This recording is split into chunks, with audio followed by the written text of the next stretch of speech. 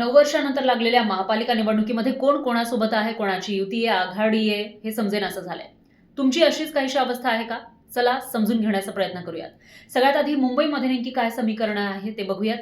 मुंबई इथं 227 नगरसेवक पदासाठी निवडणूक होणार आहे. त्यासाठी तब्बल 1700 उमेदवार निवडणुकीच्या रिंगणामध्ये आहेत.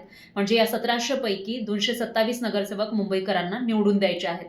आता याच्यामध्ये युती आघाडी बघायची झाली तर एकतर शिंदेची शिवसेना आणि भाजपची युती आहे. त्यांच्या विरोधामध्ये ठाकरे बंधू म्हणजे शिवसेना युबीटी आणि मनसेची आघाडी आहे. त्यांच्यासोबत शरद पवारांची राष्ट्रवादी आहे. म्हणजे इथं महाविकास आघाडी नाहीये. तर हे 3 पक्ष मुख्यतः आपल्याला दिसून येत आहेत. त्याच्यानंतर महाविकास आघाडीमधला आणखी एक महत्त्वाचा पक्ष तो म्हणजे काँग्रेसनं वंचित सोबत युती केलेली आहे. त्याच्यामुळे तिसरी आघाडी या ठिकाणी पाहायला मिळते. आणि त्यानंतर अजित पवारांची राष्ट्रवादी जी देशात आणि राज्यामध्ये सत्तेत आहे महायुतीसोबत, या राष्ट्रवादीनं मात्र महापालिकेसाठी स्वबळाचा नारा दिलेला आहे. अशा पद्धतीनं मुंबईमध्ये चौरंगी लढत होताना दिसून येते. त्यामुळं देशातली सर्वात श्रीमंत महापालिकेमध्ये नेमका कोणाचा झेंडा फडकणार, कोण विजयी होणार हा सवाल आहे. याविषयी तुम्हाला नेमकं काय वाटतं? कॉमेंटमध्ये नक्की सांगा.